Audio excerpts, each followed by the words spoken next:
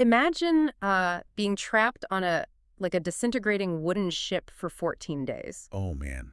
Just a total nightmare. Right. Just total darkness. No sun, no stars. You are starving, you're freezing, and, just waiting to drown in the middle of the Mediterranean. Yeah, and the people who are supposed to be in charge are totally useless. Exactly. The captain is utterly paralyzed. The military guards, the guys with all the weapons and the authority, totally paralyzed. Right. And the absolute only person who steps forward with any kind of cohesive plan to keep everyone alive is a prisoner in chains. It's just the ultimate inversion of order, isn't it? I mean, Yeah. you're so conditioned to look to the people with the title. Oh, totally. The uniforms, the experts. Right, the people with the expertise when a crisis hits. But this historical narrative we're unpacking today, it just flips that entirely on its head. Well, welcome to the deep dive. Today, we are looking at this really fascinating analysis of an ancient maritime disaster. Yeah, specifically the Apostle Paul's terrifying journey to Rome, which is recorded in Acts chapter 27. Right. The title of this exploration is The Courage of Faith. And, our mission today is to really dig into the author's core argument here. Which is that this shipwreck isn't just like some wild adventure story. Exactly. The author argues it is a profound historical metaphor. The whole premise is that when human expertise completely bankrupts itself, when it just totally fails, listening to the right message is the only thing that brings salvation. Yeah, and in this specific case, that right message is Paul's. So, how does the analysis frame this? Well, it frames this overarching theme brilliantly right from the start. It highlights this idea of a sovereign design kind of weaving through absolute chaos. Right. The author actually draws a direct parallel to the accounts of Jesus calming the winds on the Sea of Galilee, don't they? They do, yeah. In both situations, the storm isn't just, random weather, it's a canvas. A canvas for something bigger. Exactly. It's a mechanism used to accomplish a really specific outcome and to basically force everyone involved to realize exactly who is actually in control. So let's establish exactly how we end up in this storm to begin with. We're looking at a journey from Caesarea to Crete. Right, and Paul is a prisoner. Yeah, he's being transported to Rome to stand trial. But I think it's important to note he's not just thrown in the brig with a bunch of common criminals. Right, not at all. He has a very specific elevated status. Right, because he is a Roman citizen who has officially appealed to Caesar. Which fundamentally changes the whole dynamic of the trip. I mean, because of that specific legal status, he has certain privileges. He isn't treated as a condemned man yet. Exactly. He's an appellant to the highest court in the empire. And we see this play out immediately with the man who's actually put in charge of him. Yeah, a centurion named Julius from the Augustan cohort. Julius is such a compelling figure in this whole analysis. He really is. I mean, he represents the might and the logic of Rome. But the historical account points out that he demonstrates this surprising amount of fairness and mercy. Yeah, like early in the trip, they dock at Sidon, and Julius actually lets Paul go ashore. Right, just to visit his friends so they can take care of his needs. Which is wild for a prisoner. It is. But it establishes Julius as this very pragmatic, reasonable commander. I mean, he isn't a tyrant. No, he understands that Paul isn't really a flight risk in the traditional sense, so he treats him with a level of dignity.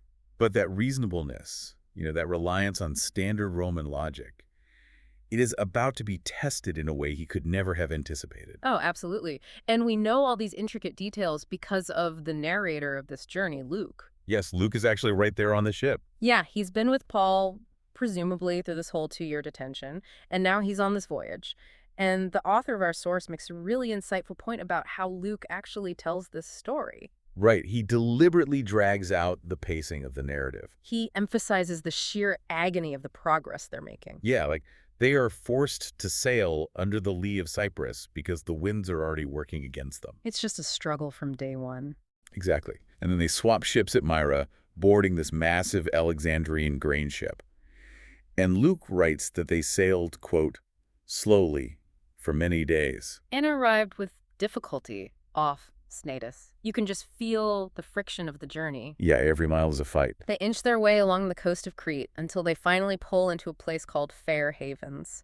And, this is where we hit our first massive conflict. Because the calendar has completely run out on them. Right. The historical record specifically notes that the fast was already over. And that's a reference to the Jewish Day of Atonement, Yom Kippur.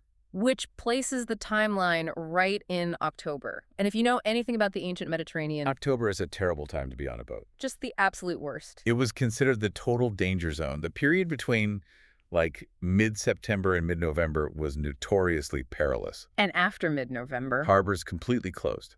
Until February, the sea essentially just shut down. Yeah, I mean, the technology of the day, the rigging, the steering oars, the celestial navigation, it was simply not equipped to handle this violent, unpredictable winter squalls. so if you sailed in late October, you were basically gambling with your life. And the odds were heavily, heavily against you. Okay, so here they are at Fairhavens. It's late in the season, and Paul, who, let's remember, isn't just a theologian here. Right. He's a guy who has already survived 3 shipwrecks at this point in his life. Exactly. He knows the sea. So Paul steps up and advises them to drop anchor and spend the winter right where they are. He warns them explicitly that pushing forward is going to end in disaster. He predicts the loss of the cargo, the loss of the ship, and the loss of their lives. But Julius, this reasonable, pragmatic military man we just talked about, he has a huge decision to make. Yeah. On one side, he has a prisoner giving him a dire warning. And on the other side, he has the ship's pilot, the professional navigator, Oh. and the owner of the ship. And they want to push. I mean, Fairhavens wasn't a great place to spend the winter. Yeah. No, it was pretty exposed. They wanted to make it to Phoenix, which was a harbor further along the coast of Crete. It had better amenities, safer anchorage for those winter months. Exactly. Now, I have to play devil's advocate here for a second, because the author frames this as a failure on Julius's part. Right, a failure to listen to divine warning. But, if you listening to this, put yourself in Julius's sandals for a minute. This isn't a small pleasure yacht. This is an Alexandrian grain ship. We are talking about a massive, massive vessel. A vital part of the Roman economy. It's carrying life-sustaining cargo to the empire, along with 276 people. Yeah, it's a huge responsibility. So, if you are the guy in charge, and you have to decide whether to listen to the seasoned captain and the wealthy owner of this massive corporate asset, or the religious prisoner in your custody. You listen to the captain. Exactly. I mean, think about it. If I'm on a 747 in turbulent weather, I am listening to the pilot in the cockpit. Right, not the guy in C-12B. Exactly. I don't care what the guy in seat 12B says, even if he's a very nice guy who has flown a lot.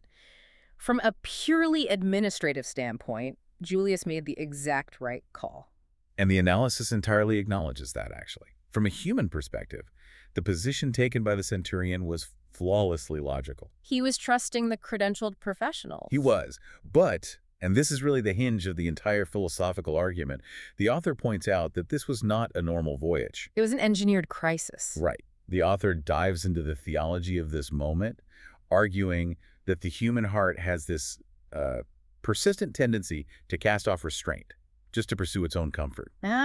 So the leadership of the ship wanted the comfort of Phoenix. Yes, they wanted the better harbor, the better taverns, the better winter. And they were totally willing to ignore a prophetic divine warning to get it. Exactly. So Julius makes the purely logical administrative choice. But that administrative choice runs headfirst into a geographical nightmare. Yeah, they decide to trust the professionals. They decide to trust human expertise over divine insight. And that leads them straight out of a safe harbor and directly into the mouth of a monster. It really does. And let's look at how the disaster is actually set up, because it is almost cruel in its execution. Yeah, the crew is waiting for an opportunity, and suddenly this gentle south wind springs up. It's the ultimate psychological bait and switch. Totally. I mean, the historical account notes that when they felt that gentle breeze, Yeah. they thought they had won. They thought they had perfectly calculated the weather. Right. They weighed anchor, hoisted the sails, and started moving along the coast. They thought they had outsmarted the calendar, outsmarted the odds. And outsmarted Paul. Exactly. They thought they were in complete control. But the author's analysis highlights how the ensuing events prove that human strength and expertise are, largely illusions when stacked against the reality of nature. Oh, yeah. Because not long after they get comfortable with that gentle breeze, a literal hurricane-force wind blows down from the mountains of the island. Just out of nowhere. The term used in the text is eurychilo. It translates to a northeaster. But it wasn't just a strong wind. It was a violent, cyclonic squall. Wow. Yeah, the geography of Crete actually creates this insane funnel effect. The wind drops over the mountains, accelerates, and slams into the water with just terrifying force. The text describes how the wind changed almost instantly, right? From a mild cooperative breeze to a violent gale. It caught that massive grain ship, and they couldn't even steer into the wind. The steering oars were just completely useless. Yeah, they had absolutely no choice but to give way and just be driven along by the storm. It pushes them southwest, violently tearing them away from the coast of Crete. So that comfortable harbor at Phoenix, it's gone. Gone. They are being blown out into the open, raging sea. And you can really feel the desperation escalating in the account. Oh, absolutely. First, they managed to run under the sheltered side of this tiny island called Cauda. Right, and they used that brief moment of reduced wind just to get the ship's lifeboat under control. Because it was being towed behind them, right? Yeah, they had to physically drag this waterlogged boat out of the churning water and hoist it aboard. And then they resort to this terrifying ancient maritime maneuver. The text calls it undergirding. Right, undergirding. So break that down for us, because we hear undergirding, and it sounds like, I don't know, a mild structural reinforcement. What is actually happening there? Okay, so imagine the physical toll of this. The ship is made of heavy wooden planks held together by ancient joinery. Right. As it is violently thrown up and down these massive swells, the hull is literally flexing. Oh, man. The planks are threatening to just spring apart. And if that happens, the ship disintegrates instantly and everyone dies. That's terrifying. So undergirding meant taking these massive, heavy, waterlogged cables, somehow passing them completely under the hull of the pitching ship in freezing, violent water, and winching them as tight as humanly possible across the deck. So they are trying to physically tie the boat together to keep it from snapping in half? Yes, exactly. And while they are doing this, they are facing a very specific terror. The historical record notes they were terrified of running aground on the Cetus. Right, the Syrtis. Those were notorious shallows and quicksands off the coast of North Africa. Basically a legendary graveyard for ships. Exactly. If you got blown into the Syrtis, your ship would get stuck miles from shore, and the waves would just slowly beat it to splinters. It was a guaranteed death sentence. So, to avoid being blown that far south, they lower the sea anchor, they just drag it in the water to slow their drift, and they just have to let themselves be violently battered by the storm. And it isn't enough. The storm doesn't break. No. The next day, the desperation forces them into the unthinkable. They start throwing the cargo overboard. And we really have to understand the economic and psychological weight of that action. Because this is an Alexandrian grain ship. Right. The grain isn't just cargo, it is the entire reason for the voyage. It is Rome's food supply. It is massive, massive wealth. Yeah. The owner of the ship is literally watching his fortune be shoveled into the raging sea. Wow. The author of the analysis actually draws a parallel here to the ancient story of Jonah, where the desperate mariners also threw their valuable cargo into the sea to lighten a doomed ship. So they throw the grain, but they keep some for ballast, to keep the ship upright, and some for food.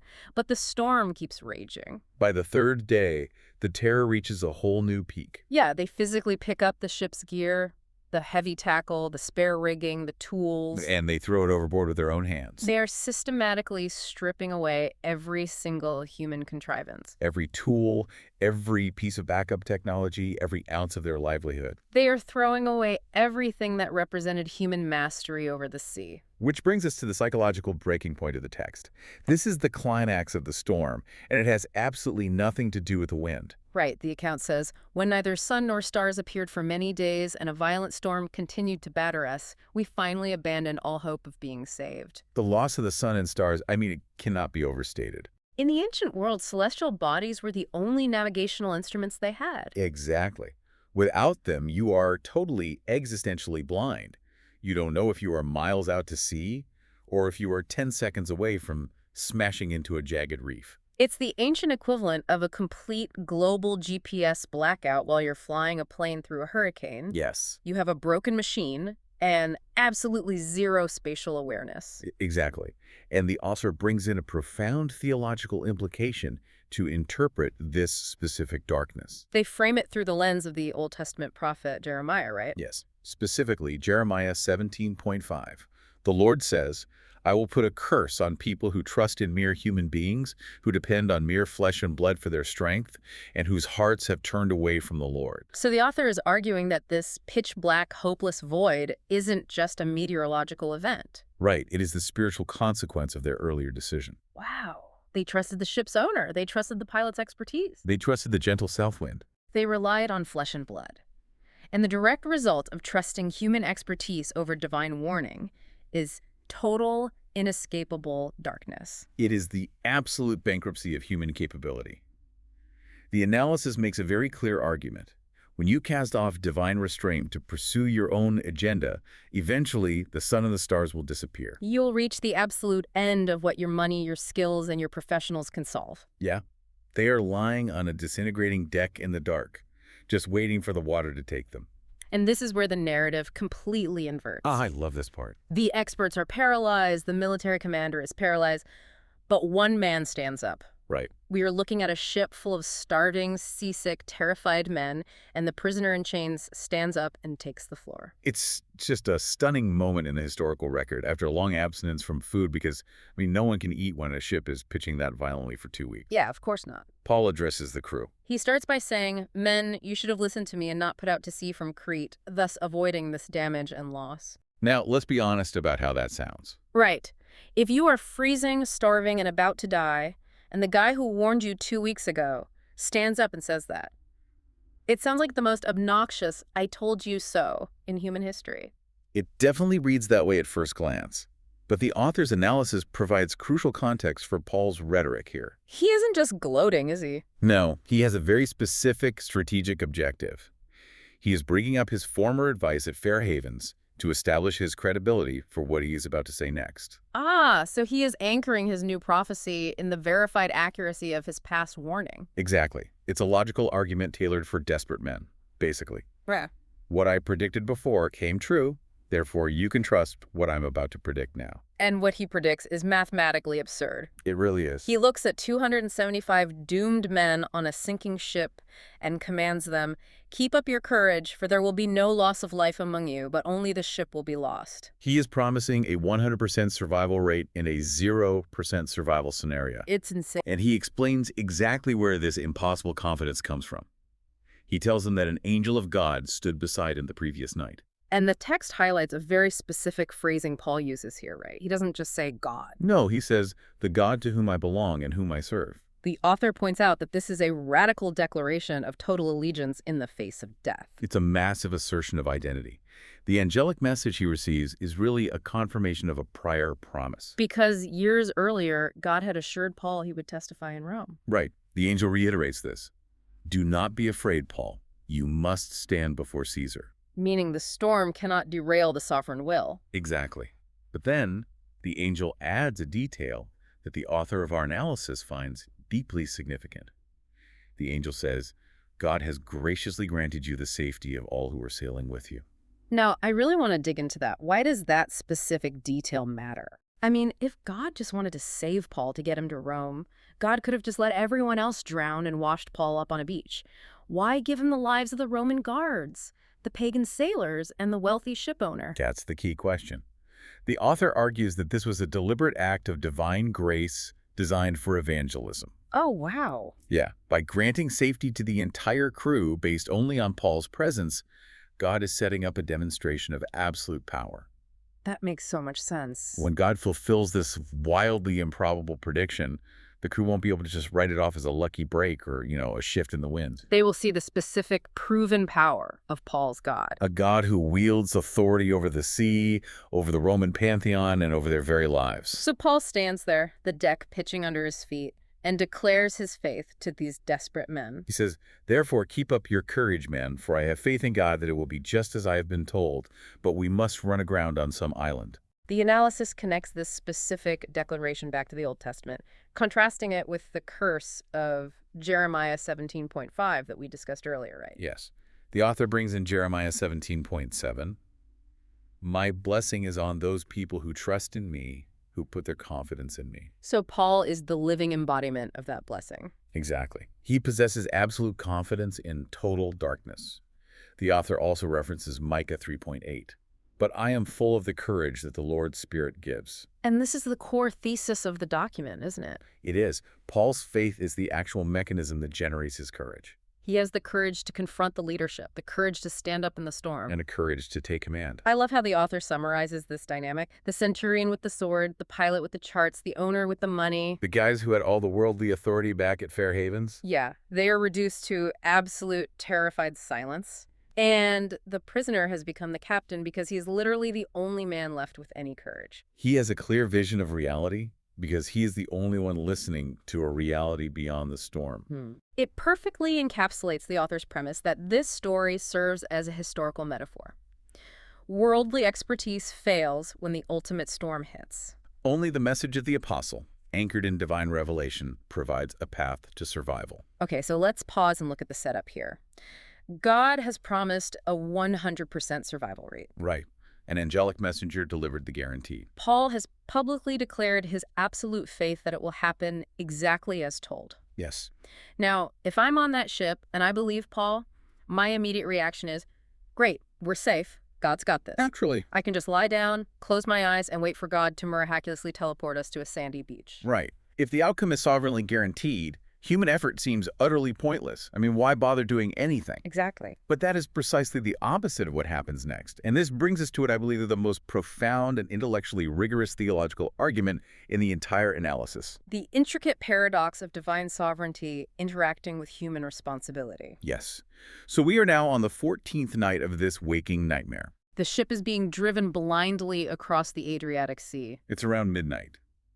And the professional sailors, the guys who have spent their lives on the water, suddenly sense that they're approaching land. How do they even know? It's pitch black. Well, in pitch blackness, they probably heard the distinct sound of heavy breakers crashing against a rocky coastline, over the roar of the wind. So they immediately take soundings, dropping a weighted line into the water to measure the depth. Right. First it reads 20 fathoms. They drift a little further, drop the line again, and it's 15 fathoms. The seafloor is rising rapidly. They're headed straight for a collision. They are terrified of being smashed to pieces against unseen rocks in the dark, so they make a desperate tactical move. Yeah, they throw out 4 anchors from the stern, the back of the ship, to act as brakes. And as the historical account poignantly notes, they wished for day to appear. But this is where the survival instinct turns sinister. This is where the mutiny happens. Yes, the professional sailors, the men whose specific expertise is actually required to navigate and beach a massive grain ship, they decide to abandon everyone else. Wow. Under the pretense of lowering anchors from the bow, the front of the ship, they begin secretly lowering the ship's lifeboat into the churning sea. They are going to save themselves and leave the passengers, the Roman soldiers, and Paul to die in the wreckage. But Paul is hyper-aware of everything happening. He sees right through this deception. He probably realizes that dropping anchors from the bow while trying to keep the ship pointed toward the shore makes 0 sense tactically. So he turns to Julius the centurion and he delivers this chilling ultimatum. Unless these men stay with the ship, you cannot be saved. And this right here is the philosophical crux of the text. This raises a massive theological question. Yeah, wait a minute. Didn't an infallible God just promise that absolutely no one would lose a hair on their head? Exactly. Didn't Paul just loudly declare his unwavering faith that God would do exactly what he promised? If God's promise is guaranteed, why does Paul suddenly care if the sailors leave? Isn't Paul showing a massive lack of faith by panicking about the lifeboat? Yes. I have to push back on this on behalf of anyone listening right now. If God is completely sovereign, who cares what the sailors do? Let them leave. Right. God will just use a different method to save everyone. How can the promise be absolute but also dependent on the actions of a few cowardly sailors? It's the ultimate tension between determinism and free will. And the author uses this exact moment to unpack the biblical perspective on how those two concepts coexist. Okay, so what does the document explicitly argue here? It argues this. God knew that all on the vessel would be preserved. If God knows it and decrees it, it is a certainty. It cannot fail. Right. However, God's sovereignty, which ensured their ultimate safety, was never intended to discourage or replace human effort. In fact, human effort was the ordained means by which God would achieve that certain end. Okay, let me try to ground this with an analogy because this is pretty heavy. Go for it. It's like a farmer being promised a bountiful harvest by an infallible source. God guarantees the crops will grow. The harvest is a certainty. Right. But The farmer still has to go out into the dirt, plow the field, and plant the seeds. Yeah. The promise doesn't negate the labor. The promise actually requires the participation. The human effort is the physical vehicle through which the sovereign promise is delivered into reality. That is a phenomenal way to frame it. The sailors were the human vehicle. They were the experts needed to properly navigate the ship onto the beach when daylight finally came. Exactly. Their specific skills were the instrument God intended to use to fulfill his promise. So when Paul says, unless these men stay, you cannot be saved, he isn't doubting God's sovereignty. No, he is identifying the human responsibility required to realize it. He understands that God ordains the ends and the means. And the Roman soldiers, well, they don't stand around debating compatibilist theology. They definitely do not. They take immediate, terrifying action. And this is one of the most hardcore moments in the entire narrative, the historical account says. Then the soldiers cut the ropes of the ship's boat and let it drift away. Just visualize that moment for a second. It's crazy. You are on a sinking ship.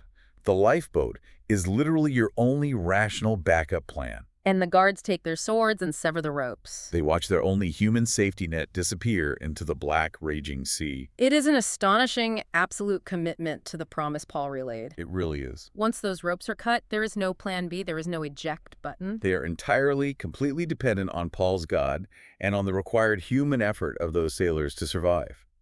The author also draws a fascinating and, somewhat sobering negative parallel here regarding the sailors' attempted betrayal. Oh, so. The analysis suggests that the sailors' desire to secretly escape mirrors the historical failures of ancient Israel when God tested them in the wilderness. How does the author make that connection? The argument is that Israel repeatedly failed to grasp that their faithfulness to God's instructions determined their future course. Like when things got tough. Right. When the desert got difficult, they constantly looked for a lifeboat to go back to Egypt instead of enduring the trial. Ah, I see. The author references James 1:2-3, which talks about the testing of faith producing endurance, and Hebrews 10:36, which states, "For you need endurance in order to do God's will, and so receive what is promised." So the sailors completely lacked endurance. Exactly. They wanted a shortcut out of the suffering. But Paul's intervention demands that they stay in the trial, that they endure the terrifying dark in order to participate in the promised salvation. It's a brutal but vital lesson. You don't get the promise by bailing out when things get dark. You really don't. So the ropes are cut, the lifeboat is gone. The tension on the ship must have been thick enough to cut with a sword. Oh, without a doubt. And as the sky slowly begins to lighten with the approaching dawn, Paul steps into the leadership void once again. He urges all 276 people on board to do something incredibly mundane. He tells them to eat. It seems almost absurd, given the circumstances. Right. But he points out that they have been in absolute suspense, completely fasting for 14 days. He says, "Take some food, for this is important for your survival, for not one of you will lose a hair from his head." He is commanding them to regain their physical strength because the final grueling act of human effort is about to begin. And then, in the middle of this violently tossing, doomed ship, with exhausted, terrified men watching him, Paul performs an act loaded with deep symbolism. He takes a loaf of bread, he publicly gives thanks to God in front of all of them, he breaks it, and he begins to eat. The author draws attention to the deliberate nature of this act. Paul publicly thanking God for the food, a practice referenced in his later letters like 1 Timothy 4, wasn't just a private religious habit here. It was a calculated display. Yes. It was designed to help all the pagans present, the soldiers, the sailors, the bureaucrats, connect the impending dawn and their impending deliverance directly to the God Paul serves. It is a moment of profound communion, just a pocket of total calm anchored right in the center of absolute chaos. And the psychological impact is immediate. The account says that all of them were encouraged. The panic subsides just enough. They all take food and eat. And after they eat enough to be satisfied, they execute one final, massive act of human effort. They lighten the ship by hauling their remaining wheat, the very last of their valuable cargo, and throwing it into the sea. Which, again, perfectly illustrates that synergy of divine promise and human mechanics we talked about. The author explains that it was physically necessary to lighten the ship as much as humanly possible, right? Right. They needed the vessel to ride incredibly high on the waves so that when they finally drove it toward the shore, it would clear the hidden reefs and get as far up into the shallow water as possible. God promised they would live, but they still had to throw the grain. Exactly. With no lifeboat, a completely empty cargo hold, and full stomachs, they watched the sun finally rise. Which brings us to the climax of the narrative. The shipwreck and the fulfillment of the promise. When day breaks, they look out and they don't recognize the landline, but they see a bay with a beach. And they make their final, desperate play. They don't try to pull the anchors up, they just slip them, leaving the heavy iron at the bottom of the sea. They loosen the ropes that had tied up the steering oars during the storm. They hoist the foresail to the wind, and they steer the massive, battered ship straight toward the beach. But of course, the ocean has one last trap for them. It doesn't go smoothly. No, they hit a patch of violent cross-currents, two seas meeting. The ship runs aground prematurely on a sandbar or a hidden reef. The bow of the ship gets driven hard into the sand. It gets stuck completely fast. And the back of the ship, which is hanging out over the deep water, starts being violently beaten to pieces by the unrelenting force of the waves. The terror of this moment is just unimaginable. The very wooden structure that has kept them alive through a 2-week hurricane is literally disintegrating beneath their feet. They are 100 yards from shore, the water is raging, and the ship is breaking apart. And as if the violent sea isn't enough to contend with, an entirely human, entirely deadly threat suddenly emerges on the deck. The Roman soldiers hatch a grim, sudden plan. They draw their swords and prepare to kill all the prisoners. Okay, stop right there. Because to someone listening right now, that sounds completely psychotic. Right. They just survived a hurricane together. They literally just broke bread together an hour ago. Why would the guards suddenly decide to slaughter the very men they just suffered with? It feels barbaric. But to understand it, we really have to look at the brutal logic of Roman military law. Okay. The author's analysis brings in historical context, referencing earlier accounts in Acts, like chapter 12 and chapter 16. Wow. Under Roman law, a guard was held strictly, personally liable for his prisoner. Meaning? If a prisoner escaped, the law demanded that the soldier's life be substituted for the escapee's. The soldier would be executed in his place. It wasn't just a reprimand. It was a death sentence for failing at your job. Exactly. So put yourself in the soldier's shoes for a second. The ship is breaking apart. It's total chaos. Men are about to dive into the churning surf. All right. The guards realize that in the confusion of the waves, prisoners could easily swim away, vanish onto the island, and never be seen again. And if that happens, the guards will be executed by Rome. So standing on that sinking deck, deciding to execute the prisoners, wasn't born of malice or cruelty. In their minds, it was an act of absolute cold self-preservation. It is ruthless bureaucratic logic, and it threatens to completely derail the divine promise at the absolute last possible second. The wind couldn't kill Paul. The sea couldn't kill Paul. But a panicked Roman sword might. But Julius, the centurion we met at the very beginning of this journey, steps in. The historical account states, wanting to save Paul's life, he prevented them from carrying out their plan. Julius pulls rank. He overrides his own men. He orders those who can swim to jump overboard first and make for the land, and he orders the rest to grab onto planks and broken pieces of the ship and follow them in. The author poses a question here that we can't definitively answer, but it is utterly fascinating. Yeah. Julius was willing to take personal responsibility for those prisoners. He was willing to risk his own life, his own neck under Roman law, specifically to spare Paul. Did Julius become a Christian during this 2-week nightmare? It is a brilliant piece of speculation. Think about what Julius has witnessed. He saw Paul predict the disaster. He saw Paul offer hope when the professional navigators surrendered to despair. He heard Paul prophesy their exact survival based on an angelic visit. And he watched Paul radiate a supernatural, unshakable courage when the world was literally falling apart. Julius's intervention to save Paul shows a profound shift. At Fair Havens, he trusted the ship's owner.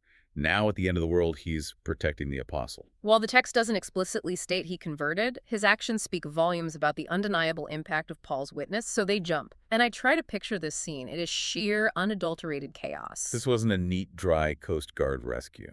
No. They are fighting for their lives in the freezing surf. They are dodging massive pieces of timber being hurled around by the waves. Some are swimming. Some are desperately clinging to whatever jagged debris they can find from the shattered stern. But the final verse of our text lands with absolute definitive weight. And in this way, all were brought safely to land. All 276, just as God promised. Which brings us to the author's ultimate conclusion. Looking at this through the author's analytical lens, this entire chapter, meticulously recorded with all its agonizing delays and terrifying details, serves to demonstrate exactly what lengths God will go to in order to remain faithful to his promises. The storm, the loss of navigation, the sailors' mutiny, the shipwreck, the soldiers' plot to execute everyone. Not a single one of those factors could thwart the sovereign will of God to get Paul to Rome and to save the lives of the men sailing with him. So synthesizing all of this, what is the ultimate philosophical and practical takeaway here? What does the courage of faith actually look like when the storm hits? The author distills it beautifully into this principle.